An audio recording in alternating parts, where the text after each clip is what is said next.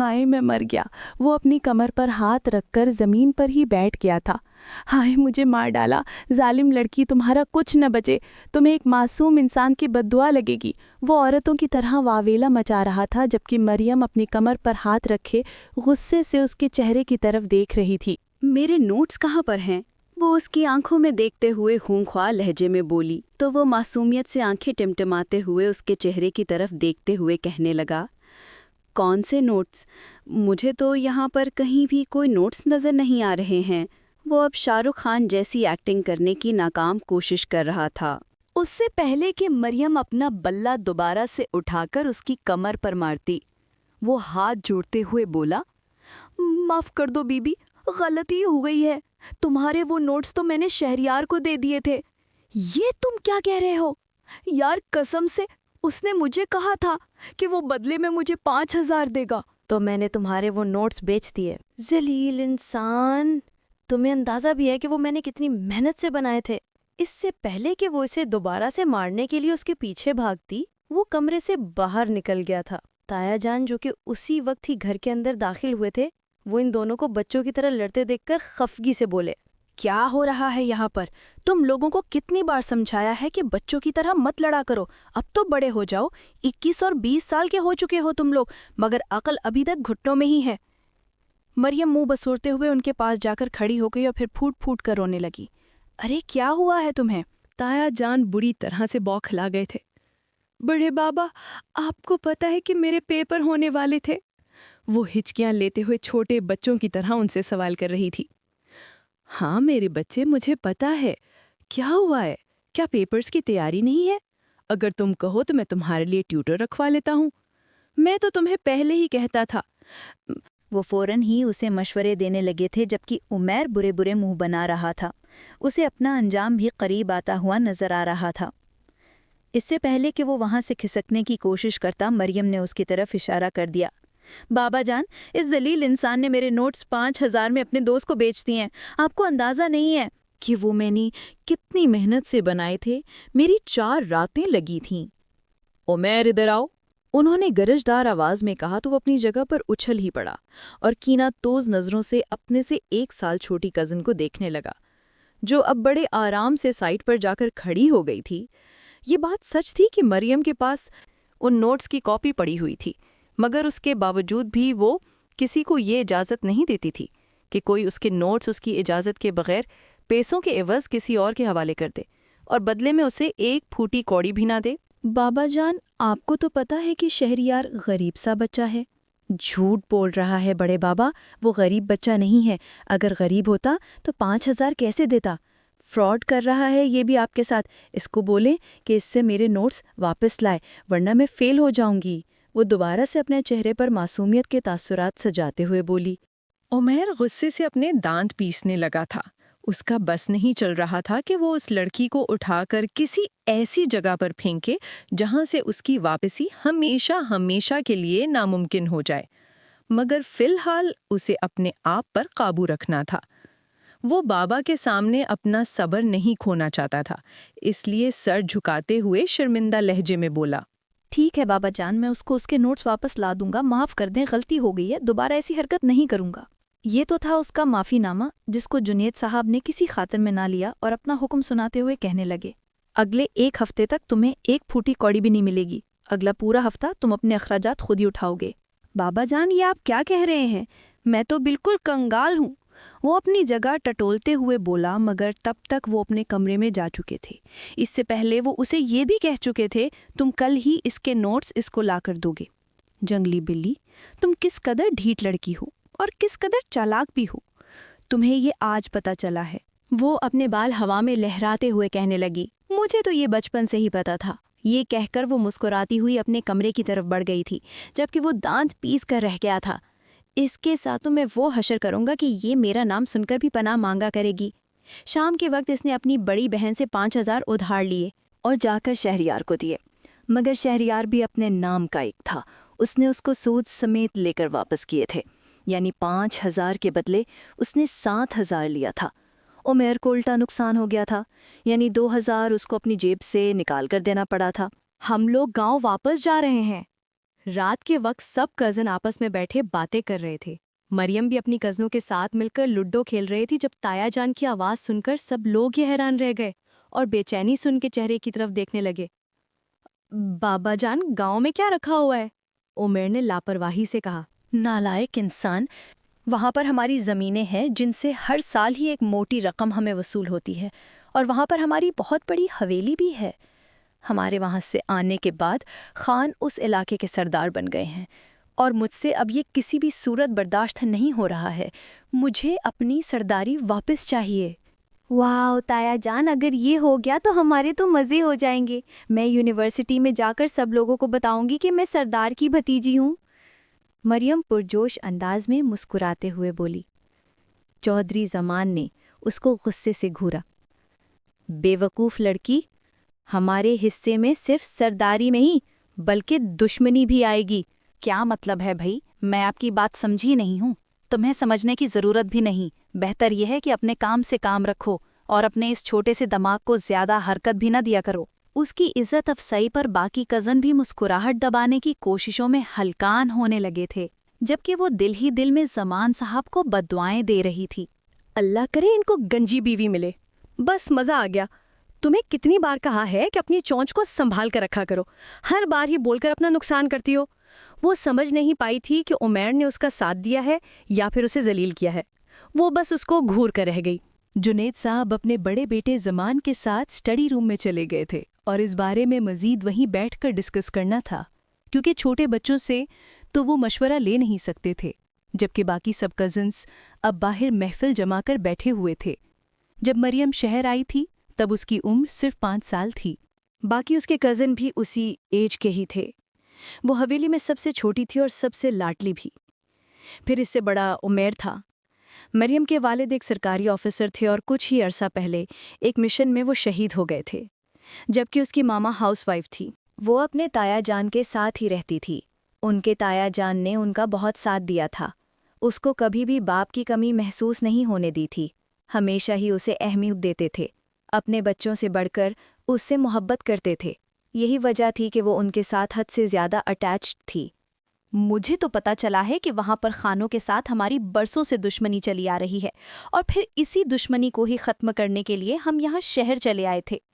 جویلیہ، جو کہ ان کی بڑی کزن تھی اور شادی شدہ بھی تھی، لقمہ دیتے ہوئے بولی، آج کل کے دور میں ان دشمنیوں کو زیادہ اہمیت نہیں دی جاتی۔ مریم نے لاپرواہی سے کہا، اور جو کچھ بھی ہوگا دیکھا جائے گا۔ چلو تم اپنی باری کرو۔ یہ کہہ کر اس نے چھکا عمران کی طرف پھینک دیا اور خود بھی دوبارہ لڈو کی گیم میں مصروف ہو گئی۔ کچھ ہی دنوں کے بعد اس کے پیپر تھے، مگر اس نے پوری تیاری کر کے رکھی ہوئی تھی۔ جیسے ہی وہ پیپر دے کر فارغ ہوئی اور گھر واپس آئی تو دیکھا کہ سامنے سب گھر والے پیکنگ کر رہے تھے۔ یہ کیا چل رہا ہے بھائی؟ ہم پھر سے ناران کاغان تو نہیں جا رہے؟ بالکل بھی نہیں، فی الحال ہم اپنے گاؤں جا رہے ہیں۔ بابا جان نے کہا ہے کہ ہم 3 مہینوں کی چھٹیاں وہیں پر ہی گزاریں گے، اور اگر ہم وہاں پر ایڈجسٹ ہو گئے تو پھر ساری زندگی گاؤں میں ہی رہیں گے۔ عمیر نے اس کے علم میں اضافہ کرتے ہوئے کہا۔ یار، یہ کیا بات ہوئی؟ لوگ گاؤں چھوڑ کر شہر کی طرف ہجرت کرتے ہیں تاکہ اپنی زندگی کو بہتر بنا سکیں، اور ہم گاؤں جا رہے ہیں۔ فکر مت کرو، وہاں پر ہماری حویلی بہت بڑی ہے اور ہر طرح کی سہولتیں موجود ہیں۔ وہاں پر تو بڑے بڑے آموں کے باغات بھی ہیں، ان میں سے کافی باغ ہمارے پاس بھی موجود ہیں۔ تم بہت زیادہ انجوائے کرو گی۔ عمیر نے اس کی فکر کم کرنے کی کوشش کی اور دوبارہ سے سامان گاڑی میں رکھنے لگا۔ رات 8 بجے کے وقت وہ لوگ گاؤں پہنچے تھے۔ حویلی مکمل طور پر خاموشی میں ڈوبی ہوئی تھی۔ ان کی گاڑی کو دیکھتے ہی چوکیدار نے اندر پیغام بھجوا دیا تھا۔ ملازم بھاگتا ہوا ان لوگوں کے پاس آیا۔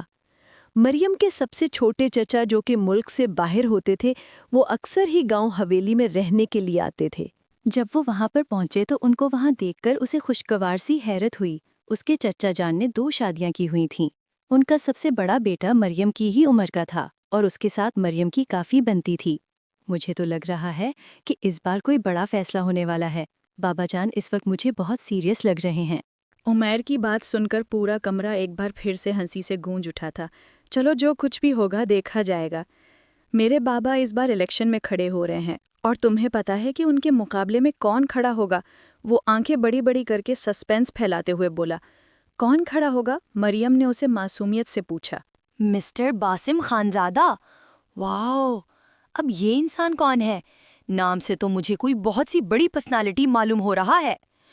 بیٹا جی، وہ نہ صرف ایک بہت بڑا بزنس مین ہے بلکہ بہت بڑا سیاستدان بھی ہے، اور تم حیران رہ جاؤ گی، اس کی عمر صرف 26 سال ہے، مگر اس چھوٹی سی عمر میں ہی اس نے حد سے زیادہ ترقی کر لی ہے۔ مجھے تو وہ ایک نظر بھی نہیں بھاتا کیونکہ وہ حد سے زیادہ مغرور ہے۔ زمان بھائی کی بھی اس سے نہیں بنتی ہے۔ چلو ان لوگوں کو دفع کرو، فی الحال ان لوگوں کے بارے میں باتیں کر کے میں اپنا موڈ خراب نہیں کرنا چاہتی ہوں۔ ان کے گاؤں میں ایک بہت ہی بڑی اور خوبصورت سی ندی تھی۔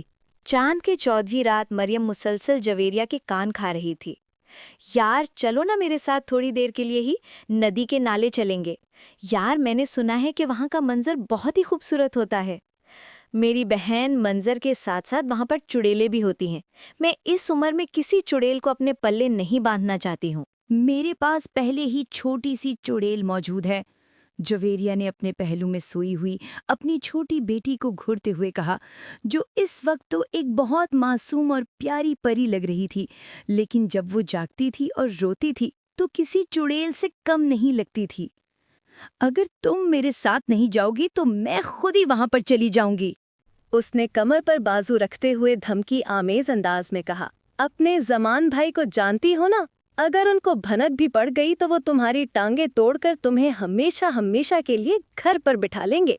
دیکھو جویریہ بھاجی، تم مجھے زمان بھائی کا نام لے کر دھمکی نہیں دے سکتی ہو، میری جان میں دھمکی نہیں دے رہی۔ میں بس سمجھانے کی کوشش کر رہی ہوں، ہر کسی کی بات مان کر کچھ بھی کرنے کے لیے تیار مت ہو جایا کرو۔ چلو اب جاؤ اپنے کمرے میں آرام کرو۔ یہ کہہ کر وہ دوبارہ سے کروٹ بدل کر لیٹ گئی تھی۔ ان کے شوہر بھی آرمی میں تھے اور 1 مہینے کی چھٹی پوری کر کے پرسوں ہی واپس گئے تھے۔ اس وقت وہ بے چینی سے حویلی میں چکر کاٹ رہی تھی۔ آج پورا دن وہ سوتی رہی تھی، اس لیے نیند اس کی آنکھوں سے کوسوں دور تھی۔ اچانک ہی اسے ملازمہ کچن سے باہر نکلتی ہوئی دکھائی دی۔ رانی اس کی ہی عمر کی تھی اور اس کی رانی سے کافی اچھی بات چیت بھی ہو گئی تھی۔ کیا ہم لوگ ندی کے کنارے چلیں؟ اس نے رانی سے کہا تو وہ تھوڑی سی بے چین ہو گئی۔ بی بی صاحبہ، جانے کا تو مجھے بھی بہت شوق ہے، لیکن کبھی کسی نے میرے ساتھ چلنے کی حامی نہیں بھری۔ میں آپ کو اپنے ساتھ لے کر چل سکتی ہوں، لیکن اگر ہم پکڑے گئے تو صاحب مجھے نہیں چھوڑیں گے۔ وہ بھی اسی کی طرح ہلہ گلہ کرنے والی تھی۔ مریم نے اسے تسلی دیتے ہوئے کہا، فکر مت کرو، میں تمہارا نام نہیں آنے دوں گی بلکہ ساری ذمہ داری اپنے سر پر لے لوں گی۔ ان لوگوں نے حویلی کا پچھلا راستہ اختیار کیا۔ بی بی صاحبہ، میں نے سنا ہے کہ اس ندی سے تھوڑے فاصلے پر ایک بڑی لائن لگی ہوئی ہے۔ اس لائن کے پار ہی خانوں کی زمین شروع ہو جاتی ہے اور وہاں پر کسی کو بھی جانے کی اجازت نہیں ہے۔ اگر کوئی غلطی سے بھی وہاں چلا جائے اور خان اسے پکڑ لیں تو سمجھیں کہ وہ ان کی دسترس میں آ گیا ہے، اور وہ اس وقت تک اس انسان کو آزاد نہیں کریں گے جب تک کہ ہمارے سردار جا کر ان سے بات نہ کر لیں۔ یار مجھے تو لگ رہا ہے کہ میں کسی پرانے زمانے میں آ گئی ہوں۔ مریم نے اس کی بات سن کر مذاق اڑاتے ہوئے کہا، نہیں بی بی جی، یہ سچ بات ہے۔ شہر کے لوگوں کو کہاں گاؤں کے جھگڑوں کے بارے میں معلوم ہوتا ہے؟ اور آپ کو پتا ہے کہ آپ کے تایا جان یہاں پر کیوں آئے ہیں؟ اس نے آنکھیں پھیلا کر پوچھا۔ مریم نے نفی میں سر ہلا دیا۔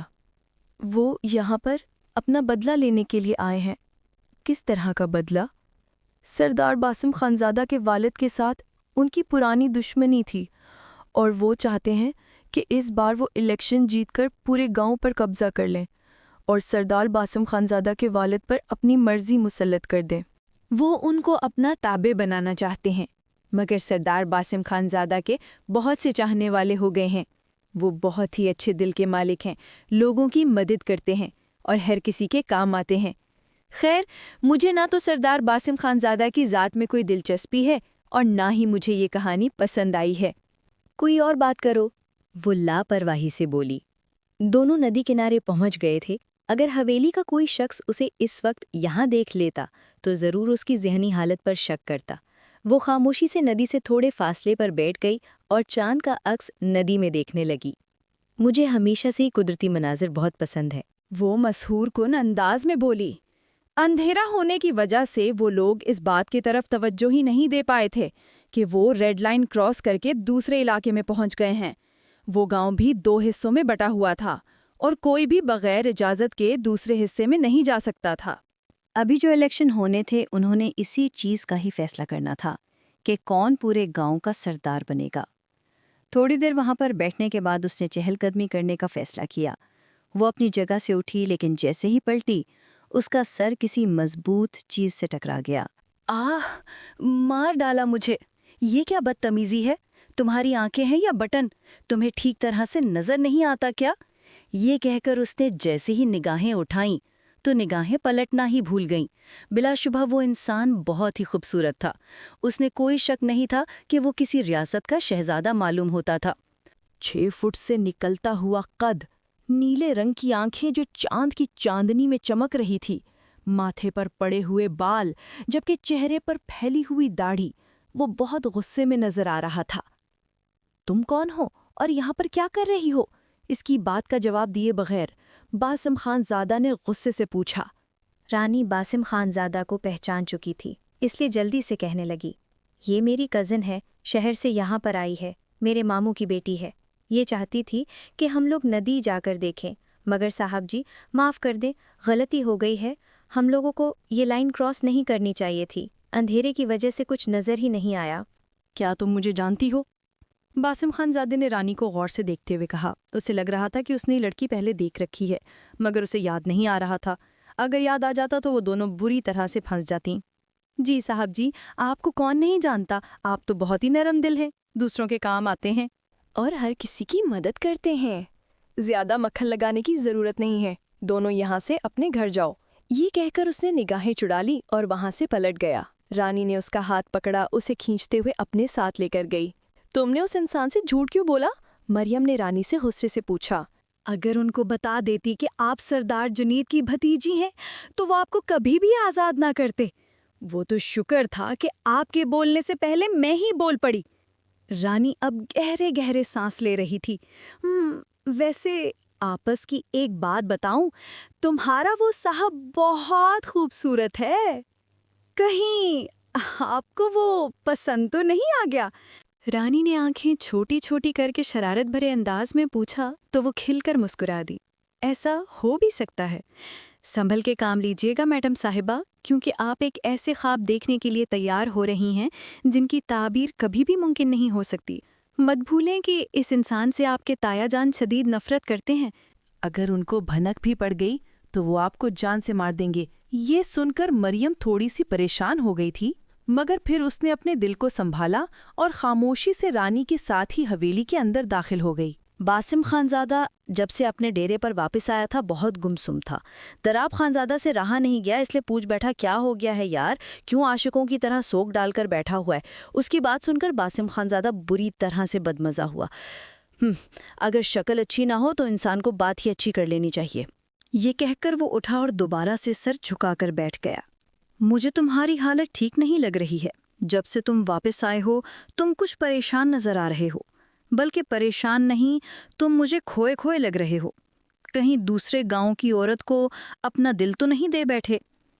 نہیں، ایسی کوئی بات نہیں ہے، اس نے نگاہیں چراتے ہوئے کہا۔ بیٹا، تم ساری دنیا سے جھوٹ بول سکتے ہو مگر مجھ سے جھوٹ نہیں بول سکتے ہو۔ چلو اب مجھے بتاؤ کہ کیا ہوا ہے۔ باسم نے ایک گہری سانس لی اور دوبارہ سے ایک دیوار سے ٹیک لگاتے ہوئے کہا، مجھے وہ لڑکی پھر سے نظر آ گئی ہے۔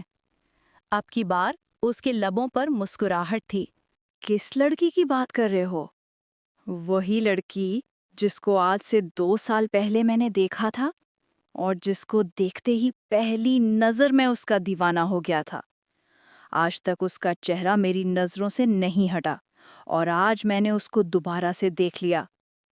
تمہیں پتا ہے وہ اس وقت ہمارے دشمنوں کے گاؤں میں موجود ہے۔ او یار، یہ تو مسئلہ ہو گیا ہے۔ نہیں، مسئلہ نہیں ہوا، اس کی کزن نے مجھے بتایا ہے کہ وہ شہر رہتی ہے۔ اگر ایسا ہو کہ میں اس کے گھر جا کر اس کا رشتہ مانگ لوں؟ تم پاگل تو نہیں ہو گئے ہو؟ اگر تمہارے بابا کو پتہ چل گیا تو وہ تمہاری ہڈیاں توڑ دیں گے۔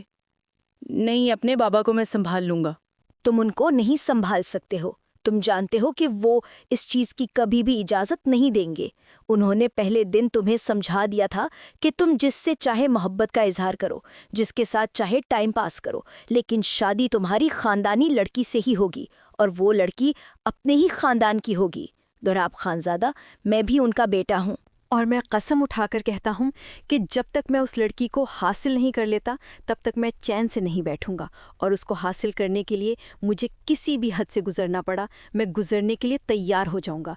बड़ी मुश्किल से मैंने इसको दोबारा से पाया है, इस बार मैं उसको नहीं खो सकता। अपनी बात दो टोक अंदाज में कहता वो लंबे लंबे डांग बढ़ता हुआ कमरे से जा चुका था, जबकि दोराब खानजादा गहरी सांस लेकर रह गया। इस लड़के का कुछ भी नहीं हो सकता है। बासिम खानजादा जब अपनी हवेली के अंदर दाखिल हुआ तो सामने से आने वाली फारिया को ना देख सका और उससे टकरा गया, मगर जल्द ही वो उसको उसके कंधों से पकड़कर उसे संभाल चुका था ताकि वो गिरे ना। दूसरी तरफ फारिया का चेहरा शर्म और हया के मारे लाल हो गया था। माफ करना, मैं तुम्हें देख नहीं सका, उसने उजलत से कहा, और वहां से जाने ही लगा था कि फारिया की आवाज़ सुनकर उसके कदम जमीन पर ही जम गए। मुझे आपसे एक बहुत ही ज़रूरी बात करनी थी, उसने हिचकिचाते हुए कहा। हाँ बोलो, मैं सुन रहा हूँ। यहाँ पर नहीं, आपसे अकेले में बात करना चाहती हूँ। अगर आपके पास थोड़ा सा वक्त हो, ऐसी कौन सी बात है, प्लीज आप मेरे साथ चलें। ये कहकर वो आगे की तरफ बढ़ गई, जबकि वो छोटे छोटे कदम उठाकर उसके पीछे ही चल दिया। वो लॉन में जाकर खड़ी हो गई। आपके बाबा ने आपको रिश्ते के बारे में बताया तो होगा? वो गौर से देख रही थी और टटोलने की कोशिश कर रही थी। किस रिश्ते की बात कर रही हो, मुझे कुछ भी नहीं पता। वो मुकम्मल तौर पर अनजान बन गया था। मैं जानती हूँ कि आपको पता है। फारिया की आंखों में आंसू आ गए। बाबा जान, हम दोनों की मंगनी करवाना चाहते हैं और मैं इस रिश्ते के लिए तैयार हूँ। मैं आपसे मोहब्बत करती हूँ और आपकी मनकूहा बनना चाहती हूँ। उसने गहरी सांस ली और अपने माथे को बेसाख्ता मसला। बासिम खानजादा के अंदर गुस्सा लावे की तरह उबल रहा था, जिसको वो नॉर्मल करने की कोशिशों में हलकान हो रहा था। देखो, मेरी बात गौर से सुनो। मैंने तुम्हें हमेशा ही अपनी बहन समझा है। मैंने कभी भी तुम्हें दूसरी नज़र से नहीं देखा है, तो बेहतर यही है कि तुम भी ये ख्याल अपने जहन से निकाल दो। मैं जानता हूँ कि तुमने मेरे बारे में बहुत से ख्वाब देखे होंगे, इसमें तुम्हारा भी कोई कसूर नहीं है। घर वालों को तुमसे मेरे बारे में कोई बात करनी ही नहीं चाहिए थी, और अगर किसी ने कर दी है तो मैं उसकी तरफ से तुमसे माजरत करता हूँ। आप मुझे बता दें कि आखिर मुझ में कमी ही क्या है। तुम में कोई कमी नहीं है, छोटी सी लड़की। मैं बस तुमसे मोहब्बत नहीं करता, और जिससे मैं मोहब्बत करता हूँ बहुत जल्द मैं उसका अपनी जिंदगी में शामिल कर लूंगा। मैं तुम्हारी जिंदगी बर्बाद नहीं करना चाहता हूँ। ये कहकर वो लंबे लंबे डंग भरता अपने कमरे की तरफ चल दिया। थोड़ी देर पहले मरियम को देखकर उसका मूड खुशगवार हो गया था, मगर फारिया की बातें सुनकर उसका मूड फिर से गारत हो गया। वो बेड पर लेटा सोने की कोशिश कर रहा था जब माजी के लम्हात उसकी नज़रों के सामने घूमने लगे। आज से 2 साल पहले वो अपने दोस्त के साथ शहर के सबसे बड़े शॉपिंग मॉल में घूम रहा था, जब मरियम अपना सामान उठाए दुकान से बाहर निकली। उसने सिर्फ एक नज़र उठाकर उस लड़की को देखा था। वो एक ही नज़र में उसका दीवाना हो गया था। कोई इस कदर हसीन कैसे हो सकता है, उसने सोचा। और फिर वो उसे उसी दिन ही एक झुमके की दुकान में दुकानदार से बहस करती हुई नजर आई थी। यकीनन दुकानदार ने उसकी मर्जी के झुमके निकालकर उसे नहीं दिए थे, इसलिए अब वो उसे अपनी पसंद के बारे में समझाने की कोशिशें कर रही थी। वो उसके पहलू में जाकर खड़ा हो गया, मगर मरियम ने निगाह न उठाई। और फिर शॉपिंग मॉल से निकलने के बाद उसने मरियम का पीछा भी किया था, मगर रास्ते में रूट लगने की वजह से उसकी गाड़ी फंस गई थी। वहां पर वीआईपी मूवमेंट होने वाली थी, जिसकी वजह से रोड ब्लॉक हो गया था। और फिर जब रोड खाली हुआ तो मरियम की गाड़ी वहां से गायब हो गई। उसने बाद में उस लड़की को ढूंढने की हर मुमकिन कोशिश की थी, मगर नाकाम रहा था। कुछ ही अरसे के बाद वो एक बिजनेस मीटिंग के सिलसिले में मुल्क से बाहर चला गया। उसे लगा था कि वो वक्त गुजरने के साथ साथ उस लड़की को भूल जाएगा, मगर ये भी उसकी गलत फहमी थी, क्योंकि अब वो लड़की मुकम्मल तौर पर उसके हवासों में सवार हो गई थी। वो जब भी किसी और से शादी करने के बारे में सोचता था तो मरियम का मासूम चेहरा उसकी नज़रों के सामने घूमने लगता था। उसे खुद पर हैरत भी होती थी और गुस्सा भी आता था कि आखिर कोई किसी की एक झलक देखकर कैसे किसी के पीछे इतना पागल हो सकता है। 2 सालों के बाद आज मरियम उसे अपने इलाके में ही नजर आ गई थी। वो अभी भी वैसी की वैसी ही थी। छोटा सा कद, मासूम सी बड़ी बड़ी आंखें, तीखे नैन नक्श, बिलाशुबा वो हुस्न का मुजस्मा थी और किसी का भी दिल धड़काने की सलाहियत रखती थी। اس نے فیصلہ کیا تھا کہ الیکشن جیتنے کے فوراً بعد ہی اس لڑکی سے نکاح کر لے گا اور اس کو اپنی بیوی کا درجہ دے گا۔ اب وہ اس سے مزید دور نہیں رہ سکتا تھا۔ باسم خان زادہ اس وقت اپنے بابا اکرام خان زادہ کے ساتھ ڈیرے پر موجود تھا۔ بابا جان، ایک بار جنید کی گردن میرے ہاتھ میں آ جائے، میں قسم اٹھا کر کہتا ہوں کہ میں اس کی گردن توڑ دوں گا۔ میرا بیٹا، میں بھی ایسا ہی چاہتا ہوں۔ اس نے پچھلے چند سالوں میں ہم لوگوں کو بہت ذلیل کیا ہے۔ نہ صرف اس نے ہماری زمینوں کا نقصان کیا ہے، بلکہ اس کے ساتھ ساتھ اس نے تمہاری پھپھو کو بھی تکلیف پہنچائی تھی۔ دراصل کچھ عرصہ پہلے جنید صاحب نے اس کے پھپھو کو اپنی محبت کے جھوٹے جال میں پھنسایا، ان سے چھپ کر ملنے کا کہا اور پھر ان کا استعمال کر کے ان کو چھوڑ دیا۔ یہ صدمہ وہ برداشت نہ کر پائیں اور اس دنیا سے کوچ کر گئی۔ اکرام صاحب اپنے بیٹے کو اسی لیے سمجھا رہے تھے کہ یہ بات اپنے ذہن میں رکھنا۔ بابا جان، میں اچھے طریقے سے جانتا ہوں، لیکن اب فکر مت کریں، اس کا اچھا وقت ختم ہو گیا ہے۔ اب اسے اپنے کیے کا حساب دینا ہوگا۔ تم کیا کرنے والے ہو؟ میں کچھ بھی نہیں کروں گا، جو کچھ کرنا ہے اس نے خود ہی کرنا ہے۔ یہ کہہ کر وہ اٹھا اور دیوار کے ساتھ ٹیک لگا کر کھڑا ہو گیا۔ آپ کو پتا ہے کہ وہ ہماری فصلوں کو آگ لگانے کے بارے میں سوچ رہا ہے۔ یہ تم کیا کہہ رہے ہو؟ تم اسے کیسے اس سب کی اجازت دے سکتے ہو؟ بابا، میں نے اسے اجازت نہیں دی، اور آپ کو لگتا ہے کہ میں اس قدر بے وقوف ہوں کہ اسے اپنا اتنا بڑا نقصان کرنے کی چھوٹ دوں گا؟ میں بس اسے رنگے ہاتھوں پکڑنا چاہتا ہوں۔ آپ فکر مت کریں، آپ کی ذرا سی بھی فصل تباہ نہیں ہوگی، مجھ پر اعتبار کریں۔ یہ کہہ کر وہ لمبے لمبے ڈنگ بڑھتا ہوا وہاں سے چلا گیا تھا۔ آج جس نے ایک بار جنید صاحب سے ملنے کے لیے جانا تھا اور ان سے کچھ معاملات پر گفتگو کرنی تھی، وہ چاہتا تھا کہ جنید صاحب خاموشی سے وہ تمام زمینیں ان کے حوالے کر دیں جن زمینوں پر انہوں نے ناجائز قبضہ کیا ہوا تھا۔ وہ بہت ہی اچھے طریقے سے ان سے مذاکرات کرنا چاہتا تھا۔ اس کی خواہش تھی کہ سارے معاملات لڑائی جھگڑے کے بغیر ہی حل ہو جائیں۔ مریم صاحبہ اس وقت بالکنی میں کھڑی چائے سے لطف اندوز ہو رہی تھی کہ اچانک ہی اس کی نظر پورچ میں رکنے والی کالے رنگ کی پراڈو پر پڑی، اور اس سے اترنے والی شخصیت کو دیکھ کر اسے لگا تھا کہ اس کے قدموں کے نیچے سے زمین نکل گئی ہے۔ اس کی حالت ایسی تھی جیسے کاٹو تو بدن میں لہو نہیں۔ یا اللہ، یہ انسان یہاں پر کیا کر رہا ہے؟ اوف، اگر اس نے تایا جان کو بتا دیا میں تو بری طرح سے پھنس جاؤں گی۔ وہ یہ بات بھول چکی تھی کہ اس نے اس انسان کو اپنی حقیقت نہیں بتائی تھی، اور بوکھلاہٹ میں وہ بھاگتی ہوئی عمیر کے کمرے میں گئی، اس کا دروازہ زور زور سے بجانے لگی۔ اس کی خوش قسمتی یہ تھی کہ کمرے کا دروازہ کھلا ہوا تھا۔ کیا ہو گیا ہے؟ کیا آفت آ گئی ہے جو اس طرح سے واویلا مچایا ہوا ہے؟ عمیر نے رضائی اپنے چہرے پر لے کر جاتے ہوئے بیزاریت سے کہا، یہاں پر میری واٹ لگ گئی ہے اور تم ہو کے آرام سے اپنی نیند پوری کر رہے ہو؟ اٹھو۔ اس نے اس کے اوپر سے رضائی کھینچنے کی کوشش کی مگر وہ ناکام رہی، کیونکہ عمیر نے رضائی مضبوطی سے پکڑ رکھی تھی۔ تم ایسے کام ہی نہ کیا کرو کہ بعد میں تمہیں وٹ لگنے کا اندیشہ ہو۔ جاؤ یہاں سے، مجھے نیند آ رہی ہے، میں کل پوری رات نہیں سو پایا۔ کس نے کہا تھا کہ اپنی ماں سے باتیں کرو؟ تم مجھ سے بدتمیزی نہ کیا کرو، میں تمہیں بتا رہا ہوں۔ وہ اپنا چہرہ باہر نکالتے ہوئے روبدار انداز میں بولا، تم میرے ہونے والے شوہر نہیں ہو جو میں تم سے عزت سے بات کروں۔ وہ ہاتھ نچا نچا کر اس کو باتیں سنانے لگی۔ عمیر نے چند لمحے خاموشی سے اس کے چہرے کی طرف دیکھا۔ کتنی پیاری اور کتنی معصوم ہو تم۔ کیا ہوتا اگر تمہاری زبان بھی میٹھی ہوتی؟ پتہ نہیں کیا کھا کر میرے پاس آ جاتی ہو۔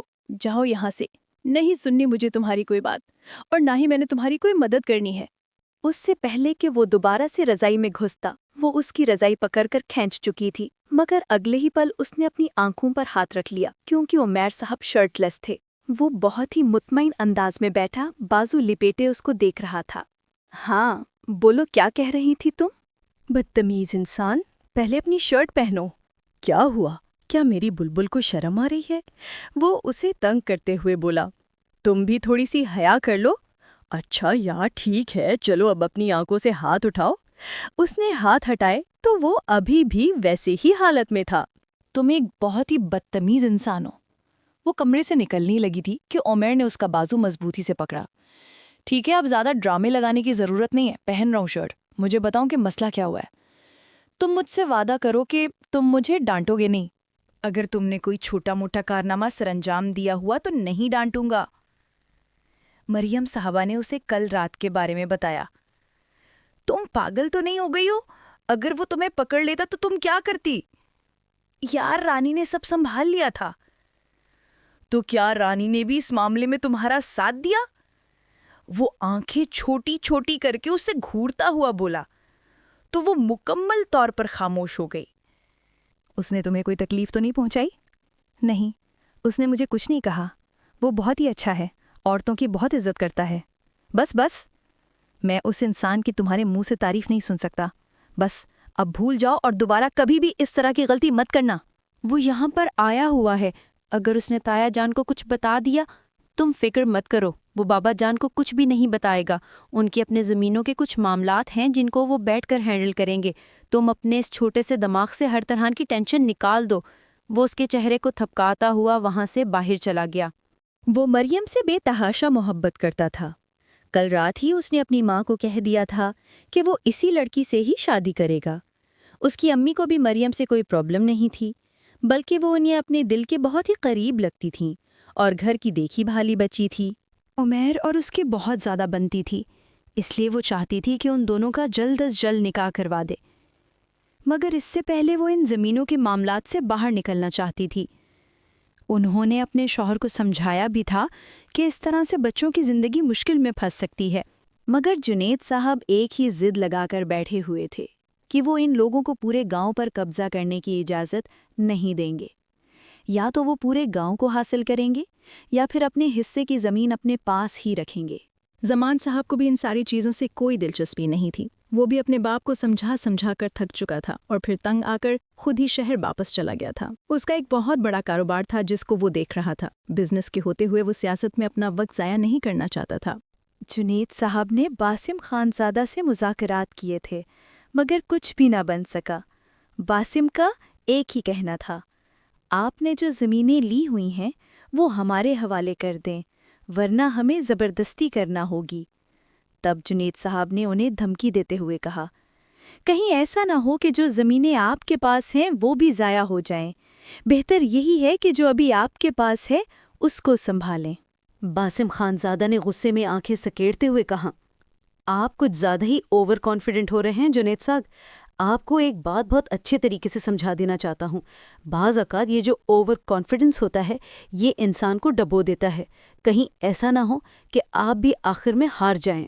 وہ مزید جھک کر سخت لہجے میں بولا، میری زمینوں کی طرف جس نے بھی نگاہ اٹھا کر دیکھی، خدا کی قسم اٹھا کر کہتا ہوں اس کو ذلیل رسوا کر دوں گا اور اس کی حقیقت پوری دنیا کے سامنے لے آؤں گا۔ آپ جو کچھ بنے ہوئے ہیں یہ تو صرف ایک ماسک ہے جو آپ نے اپنے اوپر چڑھایا ہوا ہے۔ حقیقت میں آپ جو ہیں وہ اب میں ساری دنیا کو بتانے والا ہوں۔ یہ کہہ کر وہ قدموں میں دھمک چھوڑتا ہوا وہاں سے چلا گیا۔ اس کے جانے کے بعد مریم بھاگتی ہوئی اپنے تایا جان کے کمرے میں گئی، لیکن خدا کا شکر تھا کہ اس شخص نے مریم کی شکایت نہیں لگائی تھی۔ رانی بھی اسے تسلی دے رہی تھی، فکر مت کریں، وہ ایسا کچھ بھی نہیں بولیں گے۔ یہ سن کر مریم کا دل کچھ پرسکون ہو گیا۔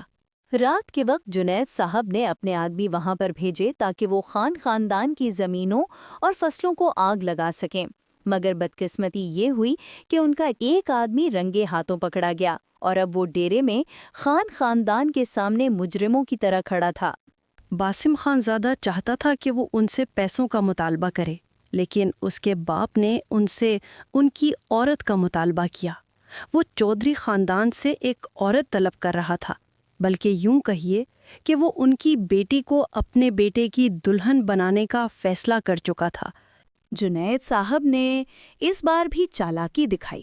اپنی بیٹی کو بچانے کے لیے انہوں نے مریم کو قربانی کا بکرا بنا دیا۔ مریم کے نصیب میں اب ایک ایسا نکاح لکھا جا رہا تھا جو زبردستی، دشمنی اور انتقام کے رنگوں میں لپٹا ہوا تھا۔ مریم کو جب یہ خبر ملی کہ اس کا نکاح باسم خانزادہ سے ہو رہا ہے تو اس کی حالت ایسی تھی جیسے کاٹو تو بدن میں لہو نہ نکلے۔ اس کے لب کپ کپا رہے تھے اور آنکھوں میں خوف کی نمی تیرنے لگی۔ دوسری طرف عمیر نے واویلا مچایا ہوا تھا، لیکن اسے اس کی باپ نے ڈانٹ کر خاموش کروا دیا۔ اگر تم نے اپنی محبت کو چنا تو تمہیں اپنی بہن کی قربانی دینی پڑے گی۔ کیا تم یہ چاہتے ہو کہ تمہاری 14 سال کی بہن اس ذلیل انسان کے نکاح میں چلی جائے؟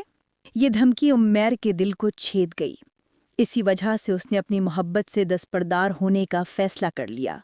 مریم اس کے قدموں میں گری ہوئی تھی، آنسوؤں سے بھیگی آواز میں کہہ رہی تھی، خدا کا واسطہ ہے، میرے ساتھ یہ ظلم مت ہونے دو۔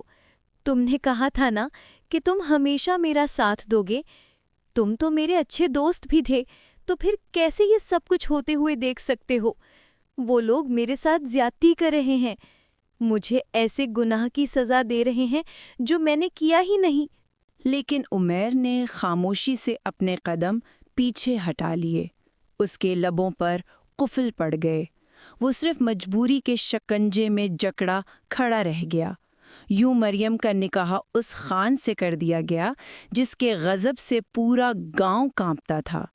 یہ بات سچ تھی کہ وہ مظلوموں کی مدد کرتا تھا، لیکن اپنے دشمنوں کے ساتھ اس کا سلوک نہایت ہی سنگ دل اور بے رحم ہوتا تھا۔ حویلی میں داخل ہوتے ہی مریم کا استقبال عورتوں نے کیا۔ خانم نے آگے بڑھ کر اس کی چوٹی کو جکڑ لیا اور بالوں کو زور سے کھینچتے ہوئے طنزیہ انداز میں بولی، ذلیل عورت، تیرے خاندان نے ہمیشہ میرے خاندان کو تکلیفیں پہنچائی ہیں، اب تم اپنے خاندان کے کیے کا حساب دو گی۔ یہ کہہ کر انہوں نے ایک زوردار تھپڑ اس کے چہرے پر مارا تو وہ زمین پر گر پڑی۔ ان کی ایک بھتیجی بھی تھی جس نے اس کے بالوں کو کھینچتے ہوئے کہا، مجھے بتا کہ تیرے بال کاٹوں یا تیری زبان؟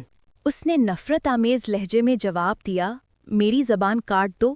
وہ اسے پیچھے کی طرف دھکا دیتے ہوئے کہنے لگی، پکی چودھرائن لگ رہی ہے، لیکن تیرا یہ غرور میں بہت جلد خاک میں ملاؤں گی۔ تیرے سر کا سائن ویسے بھی تجھ سے نفرت کرتا ہے، وہ تیری شکل بھی نہیں دیکھنا چاہتا ہے، اب تو ہمارے ہی رحم و کرم پر رہے گی۔ انہوں نے اس کو بہت مارا تھا، درد کے مارے اس کا برا حال تھا، اور پھر جان بوجھ کر اس کو اس کے بیڈ پر بٹھا دیا گیا، کیونکہ خانم جانتی تھی کہ یہ دیکھ کر ان کے بیٹے کا دماغ غصے سے گھوم جائے گا۔ اور ایسا ہی ہوا۔ جب وہ کمرے کے اندر داخل ہوا تو اس کو اپنے بیڈ پر بیٹھا ہوا دیکھ کر غصے سے بے حال ہو گیا۔ اس کو کھینچتے ہوئے بیڈ سے نیچے اتارا اور اس کے کانوں میں غراتے ہوئے نفرت آمیز لہجے میں بولا، تم اپنے باپ کے جرائم کا حساب دینے کے لیے یہاں پر آئی ہو۔ یہ مت سمجھنا کہ میں تمہیں اپنی بیوی تسلیم کروں گا یا تم سے محبت سے پیش آؤں گا۔ وہ اس کو کوئی تکلیف نہیں پہنچا رہا تھا، بلکہ الفاظ کے نشتر تھا جو اس کے دل پر چلا رہا تھا۔ اس کا اٹھا ہوا ہاتھ بھی رک گیا تھا کیونکہ وہ کمزور نہیں تھا جو اپنی مردانگی کسی عورت پر نکالتا۔ وہ یہی سوچ کر خود کو تسکین دے رہا تھا کہ جنید صاحب اپنی بیٹی کی دوری کی وجہ سے بہت زیادہ پریشان ہوں گے، جبکہ وہ تو حویلی میں جشن منا رہے تھے کہ ان کی بیٹی کی جان بچ گئی تھی۔ مریم کی والدہ بیٹی کی دوری کی وجہ سے بہت زیادہ پریشان رہنے لگی تھی۔ کچھ ہی دنوں میں ان کا انتقال ہو گیا، مگر مریم کو اس بارے میں بھی کچھ نہ بتایا گیا اور اسے انجان ہی رکھا گیا۔ اگلے ہی دن وہ حویلی سے چلا گیا تھا۔ اس دوران مریم کی ساس اس پہ بہت ظلم کرتی تھی، پورا دن ہی اس سے حویلی کے کام کرواتی تھی، اور جب وہ رات کو تھک ہار کر اپنے کمرے میں جاتی تو فرش پہ کپڑا ڈال کر سو جاتی۔ وہ اپنے گھر والوں کی لاڈلی بیٹی تھی، مگر یہاں پر آ کر رل گئی تھی۔ شرارتیں تو وہ مکمل طور پر ہی بھول چکی تھی، اب اسے صرف اتنا ہی یاد ہوتا تھا کہ اس کی حیثیت ایک نوکرانی کی سی ہے۔ باسم خانزادہ، وہ اکثر ہی اس کا نام لے کر روتی تھی۔ وہ اس کے نکاح میں تھی، مگر اس کے باوجود بھی اس کے ساتھ ذلیلوں جیسا سلوک کیا جا رہا تھا۔ 3 مہینوں کے بعد باسم خانزادہ اپنی حویلی واپس آیا تھا۔ اسے اپنے باپ سے ایک ضروری بات کرنی تھی۔ اس دوران مریم کا چہرہ ایک لمحے کے لیے بھی اس کی نگاہوں سے جدا نہیں ہوا تھا۔ شادی کی رات وہ اسی وجہ سے اس کے قریب نہیں گیا تھا، کیونکہ مریم ہی اس کے ذہن پر سوار تھی۔ وہ اس کو دوبارہ سے تلاش کر کے تھک کر واپس آیا تھا، اور اب اس کا ارادہ تھا کہ وہ گاؤں میں رانی کو تلاش کرے گا۔ مریم اس دوران گارڈن کی صفائی کر رہی تھی۔ جانی پہچانی آواز سن کر اس نے بے ساختہ نگاہیں اٹھا کر دیکھا۔ باسم بھی اسی کی طرف ہی دیکھ رہا تھا۔ دونوں کی نگاہیں ملی، اور پھر باسم کو یوں لگا جیسے وقت رک گیا ہو۔ اس کے وہم و گمان میں بھی نہیں تھا کہ جس عورت کو وہ برسوں سے باہر تلاش کر رہا ہے وہ اس کی اپنی حویلی میں اس کی بیوی کے روپ میں موجود ہے۔ وہ چھوٹے چھوٹے قدم اٹھاتا ہوا اس کے پاس گیا۔ اس نے مریم کے ہاتھ پکڑنا چاہے تو وہ سہم کر پیچھے کی طرف ہٹ کر کھڑی ہو گئی۔ معاف کر دیجیے ہمیں، یہ کوڑا اٹھا دوں گی، پلیز مجھے کوئی تکلیف نہ پہنچائیے گا۔ اس نے مریم کا بازو پکڑنا چاہا تو وہ درد سے کڑا اٹھی۔ جب وہاں سے کپڑا ہٹایا تو دیکھا کہ زخموں کے نشانات تھے۔ وہ لرز کر رہ گیا۔ یہ سب کچھ کس نے کیا ہے اور کہاں کہاں مارا ہے ان لوگوں نے تمہیں؟ اس نے خونخوار لہجے میں سوال کیا تو وہ پھوٹ پھوٹ کر رونے لگی۔ پلیز میرے لیے مزید مشکلات پیدا نہ کریں، آپ تو یہاں سے چلے جائیں گے مگر یہ لوگ میرا جینا حرام کر دیں گے۔ اس کی حالت قابل رحم تھی۔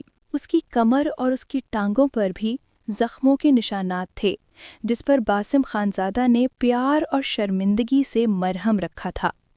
ہائے وہ اپنی ہی محبت پر ظلم کر بیٹھا تھا۔ اسے جب یہ پتہ چلا کہ وہ جنید صاحب کی سگی بیٹی نہیں ہے تو اس کا خون غصے سے جوش مارنے لگا اور دل میں آگ بھڑک اٹھی۔ اس کے پاس جنید صاحب کے خلاف جتنے بھی ثبوت تھے وہ سارے پولیس کے حوالے کر چکا تھا اور اب ان کو جیل کی سلاخوں کے پیچھے بھیج چکا تھا۔ دوسری طرف جب مریم کو یہ پتہ چلا کہ اس کی ماں اس دنیا سے چل بسی ہیں تو وہ حویلی والوں سے نفرت محسوس کرنے لگی اور اس کا دل بھر آیا۔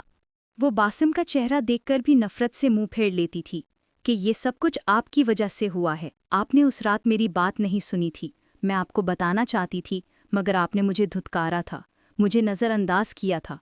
مجھے آپ کی محبت کی ضرورت نہیں ہے، آپ نے میرا سب کچھ چھین لیا۔